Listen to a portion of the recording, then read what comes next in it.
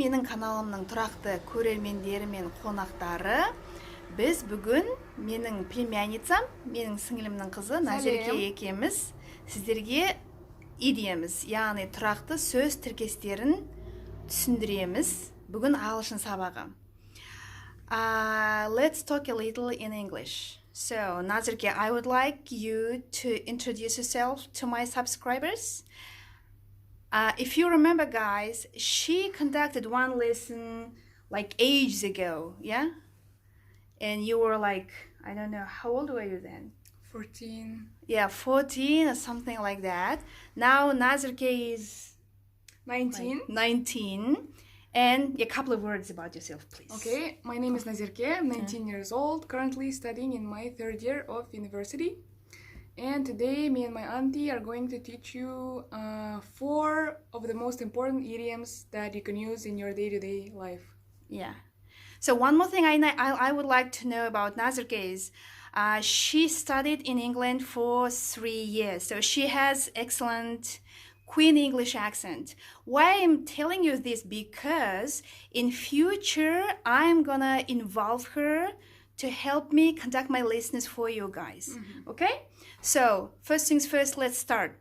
First idiom. Яғни бүгінгі менің сіздерге айтатын бірінші идиомам былай деп аталады. Don't judge a book by its cover. Don't judge a book by its cover. Егер де бұл идиоманы сөзбе-сөз талдасақ, don't деген бір нәрсені істеме дегендегі бұйрық рай, отрицание, don't. Judge деген судить ету, яғни сөгу, жамандау, білмей жатып, қандай да бір жағымсыз сөздер айту. Don't judge a book. Book дегеніміз кітап, by дегеніміз предлог, cover дегеніміз кітаптың мұқабасы. Яғни сөзбе-сөз аударсақ, кітаптың мұқабасына қарап, оның мазмұны қандай екенін болжама. Алдын ала деген сөз, Яғни адамның сырт келбетіне, киім киісіне қарап, оның ішкі дүниесі қандай, оның мінезі қандай екенін болжама деген сөз. Don't judge a book by its cover. Мысалы, this man looks weird to me, but don't judge a book by its cover. Maybe he is a great person. He has a great personality. Аударсам, мына адам маған бір түрлі көрінеді деген сөз. Weird деген странный, бір түрлі деген сөз. Бірақ кітапты мұқабасына қарап, жаңа неме дедің? Болжама. Яғни адамның аласы ішінде деген сөз ғой, қазақша баламасы. Мүмкін ол адамның мінезі өте жақсы шығар деген сөз. Енді your turn. Келесі, pull yourself together. Яғни сөзбе-сөз аударсақ, өз-өзіңді бірге тарт деген сөз. Бірақ та бұл қандай жағдайда қолданылады? Егер бір адам өз-өзін жаман сезініп тұрса, настроениесі түсіп тұрса, оған айтуға болады. Stop crying, pull yourself together. Яғни өз-өзіңді қолға ал деген сөз. Сондай мағынада қолданамыз. Соншама күйреме деген сөз, держи в себя в руки деген сияқты, соберись, жинал деген сияқты. Окей.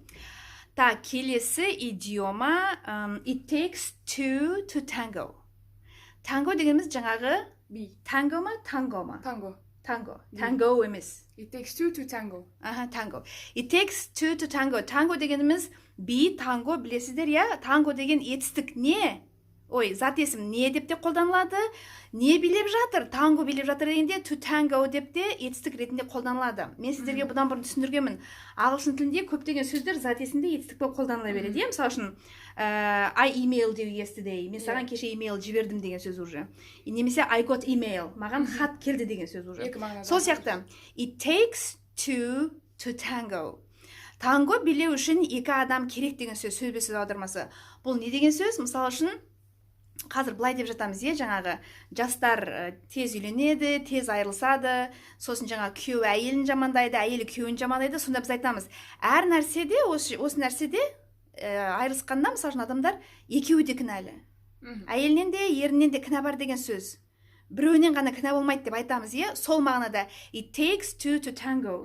Тек қана айырылысу мағынасында ғана емес, кез келген нәрседе, кез келген жағдай іске асу үшін 2 адам керек деген мағынада. Мысалы, жаңағы көкемнің мысалы, Anne is blaming her husband for all her problems, but it takes two to tango. Яғни, Анна өзінің күйеуін барлық жағдайға кінәлайды, бірақ та танго билеу үшін 2 адам қажет деген мағынада. Okay, good. Үшінші идиомамыз get out of hand. Яғни тура мағынада бірдеңке қолдан шығып кету. Яғни бұл не деген сөз? Бір белгілі бір мәселе, белгілі бір проблема контрольдан шығып кету. Сенің бақылауыңнан шығып кетеді. Сенің бақылауыңнан шығып кету. Мысалы, мұғалім классқа кіреді, мұғалім класстан шықты, одан кейін балалар шулап жатыр, қайтадан классқа кірді, класс быт шықты, яғни. Сонда when the teacher got out of the class, everything got out of hand. Барлығы қолдан шығып кетті, яғни балалар шулап кетті дегенсіз. Get off па, get out of hand. Get out of hand.